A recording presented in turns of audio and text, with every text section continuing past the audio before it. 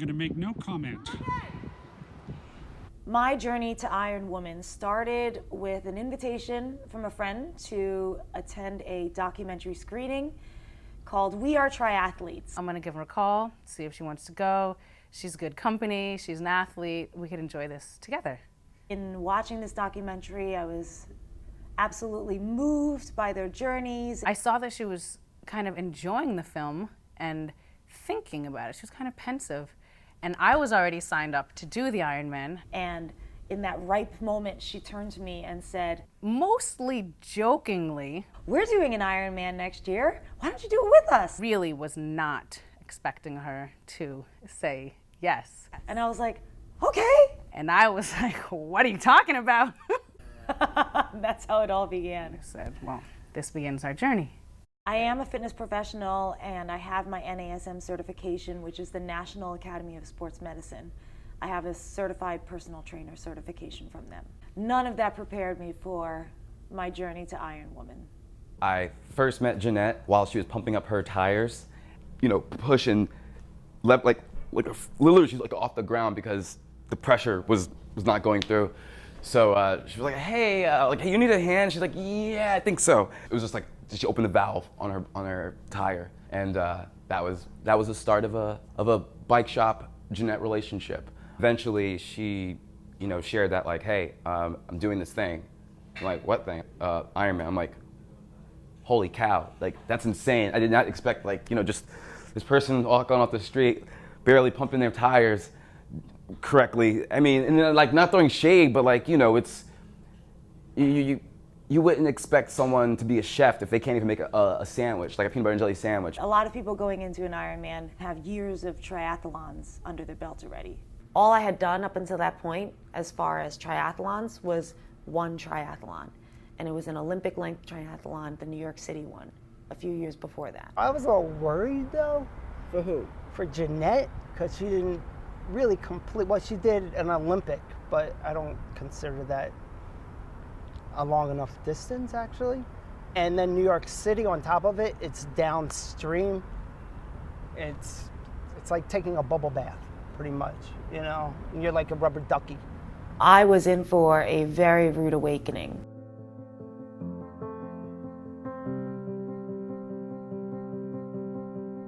I was uncomfortable again. It was cold. We were going mad fast and they were flying. And I was like, ah, just screaming the whole time. The lead kept saying, Jeanette, come on, because he wanted me to be right on his ass. And I was like, that's so unsafe. It's only 6:18 a.m. and I've already gotten my ass handed to me. I came to bike and run with this group and they freaking left me in the dust. And my ass hurts, and my hands hurt, and my feet hurt. It's not supposed to be like that. I need to fix a lot of things, if they'll let me. I'm so embarrassed. Try training. There were times where I was absolutely so worried about what I had decided to do and if I should pull the plug or not.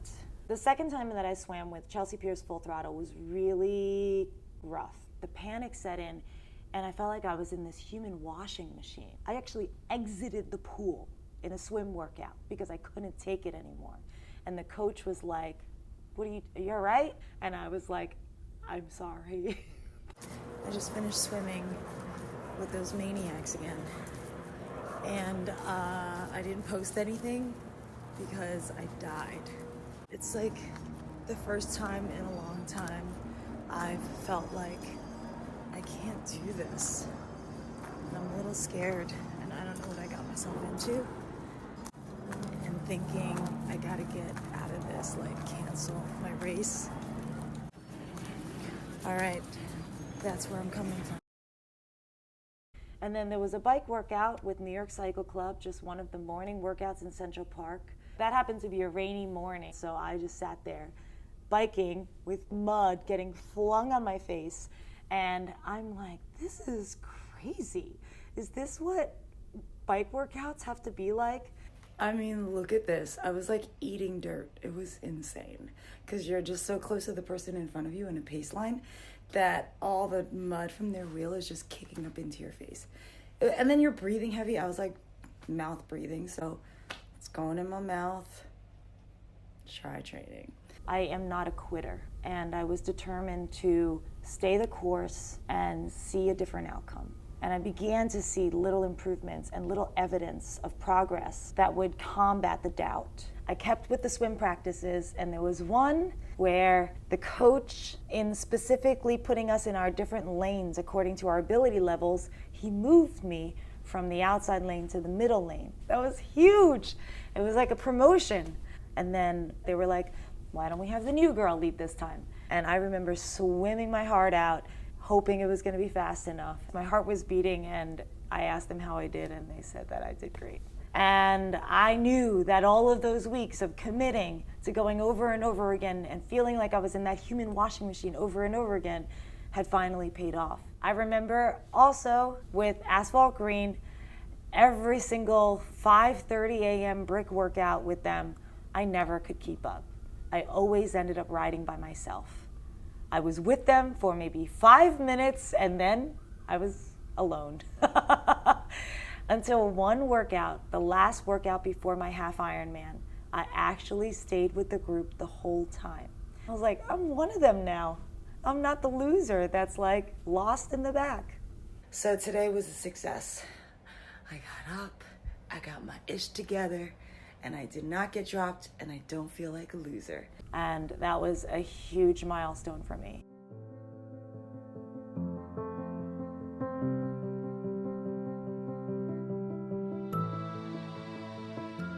All of this training was toward the goal of completing a half Ironman, which was part of the big goal of doing the Ironman. Going into half Ironman, I really didn't know what to expect.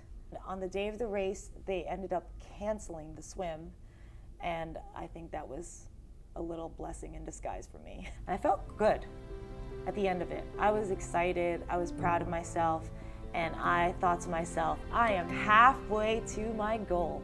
I am a half Ironwoman. I did a race after my half. And that was a disaster, actually. 1 mile swim, and as soon as I got out there, panic set in. So I decided to stay with her during the swim. And a kayak came over and asked me if I wanted to hang on. And it was pretty scary watching her swim. And I hung to that kayak, and I never thought I would hang onto the kayak. She needed floaties, but they didn't have them at the time. And I think I did that 3 more times. I think I hung on to something repeatedly throughout that 1 mile swim.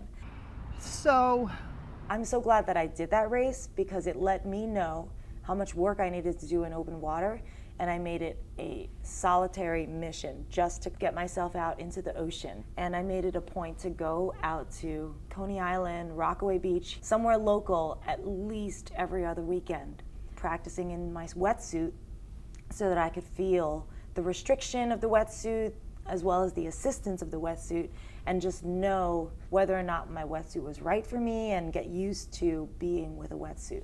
Swimming in open water meant waves, being tossed around, feeling different temperatures, feeling stuff, not being able to see through the water, and all of those elements that come with open water swimming.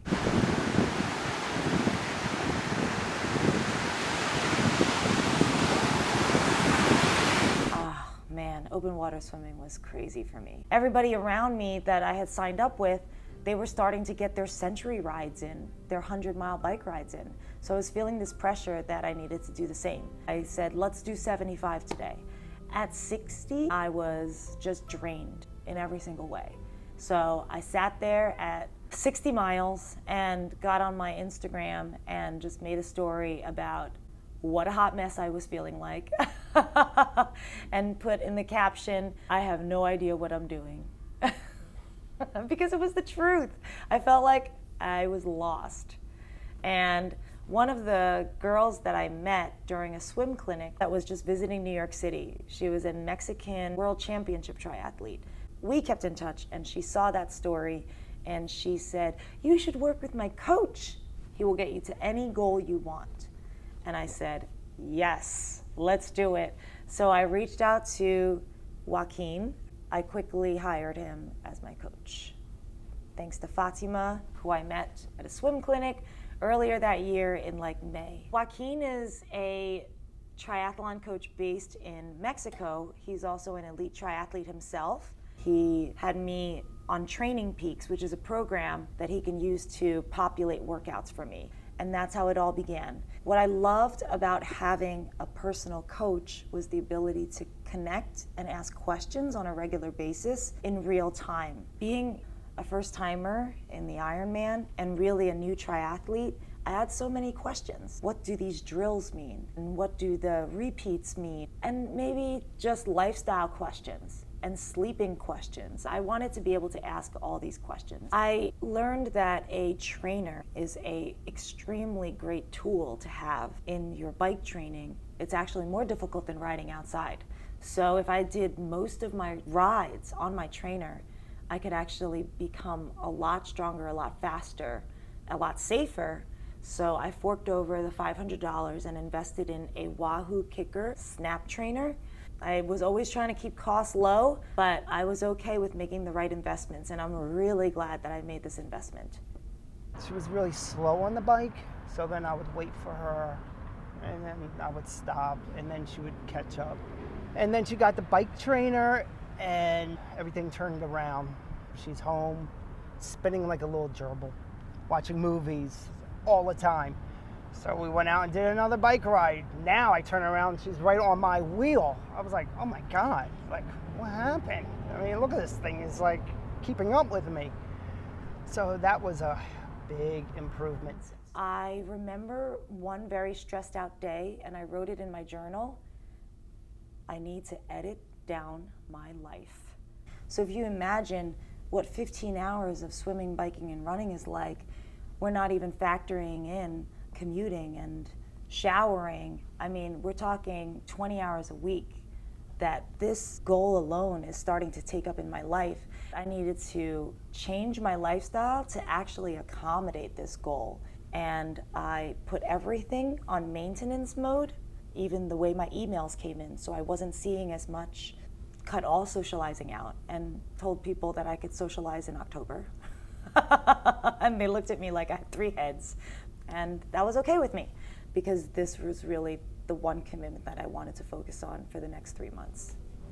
I felt my biking was ready once I had done 2 century rides with no pain. My running, I felt confident with when I started to do my long runs and was getting up to 18 miles. Then I felt like I had my running down. My swimming was the one nagging piece. Literally, I think 2 weeks before the race, mid-September, there was a moment where I felt the difference in my stroke, and I was finally getting feedback like, that's it. Yep, you got it. And I was like, oh my God, I can swim. Now we're 1 week out, and I got excited. But even at the race, it was like, wow, it's happening. And then it's like, it's happening, but I don't know how this is gonna go. My coach reached out to me the day before the race and sent me a voice note, and the day of the race, while we're driving to the start line, I listened to his voice note. I'm guessing you're asleep now, so here is my message for you for the morning is, you're gonna rock this day. You're going to have a great day. You're going to do something that so many people dream of doing, and you're doing it. So be happy. Enjoy the race. I mean, it's been a tough, long couple of months, and I think it is right for you to start enjoying part of your journey, this final part. And you will do it to challenge yourself and to find the best way possible to know that there's no impossible in your journey. I hope to see a smile on your face. You just enjoy the ride, and I hope to have a happy report afterwards. So we'll talk soon, okay? Have a great day.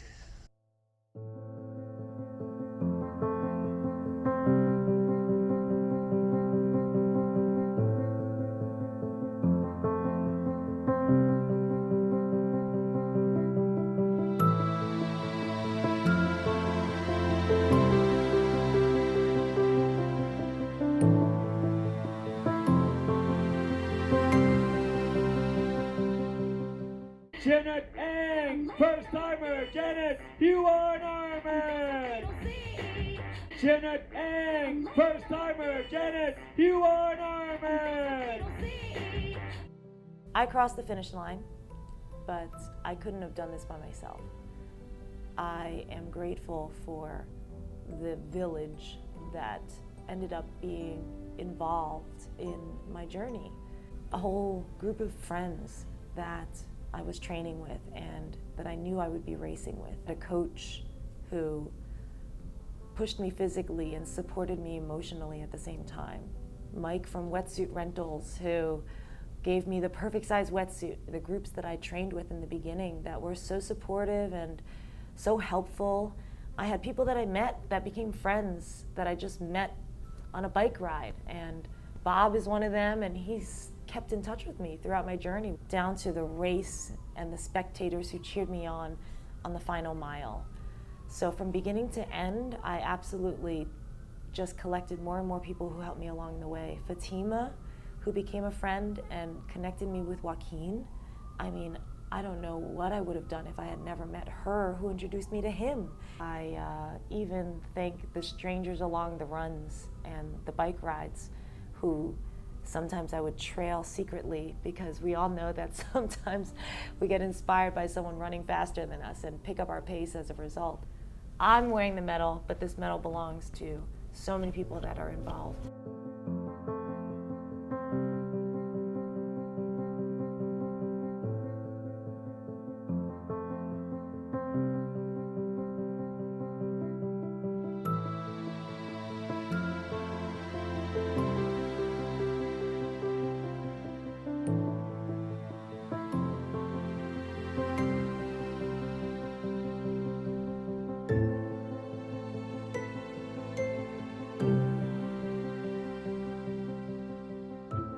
At the end of the day, I'm not saying to do an Ironman because it's hard, and only 0.01% of the population has actually completed an Ironman. What is your desire? Because that was my desire and my bucket list item. You have one too. You don't have to be capable, you don't have to know the steps, you just have to know that it's something you want. And the things that you want are a North Star to greatness for you, because that means you've got to grow and evolve in order to achieve that, to accomplish that. And it's going to be uncomfortable, but it's also going to be amazing, because you're going to collect all these skills, all this community, all these experiences, all these people, and this knowledge about yourself that like no one can ever take away. And then at the end, you get to say, I am an Ironman for life, or whatever your goal is. I did this, I accomplished this, I now have this. And I think that's the final message. It's not do an Ironman, but go after what you want and go after it 100%. Commit and know that you're on your path to something awesome on the other side. When I think of Jeanette, she's very focused, very hungry, and very determined. Jeanette took it on with a spirit and with a determination and with a heart that I have rarely seen. I was following her on her training posts on Facebook, and she had her ups, she had her downs, and she just kept plugging away with an extraordinary determination. Every day seeing you coming in and out of the building, going to bike, run, jog, anything totally inspired me to get back into the gym. She's always working out. Correct. And everything like that just looks horrible. For 8 minutes, I was climbing a hill on my bicycle. Why do we do this to ourselves? Try training.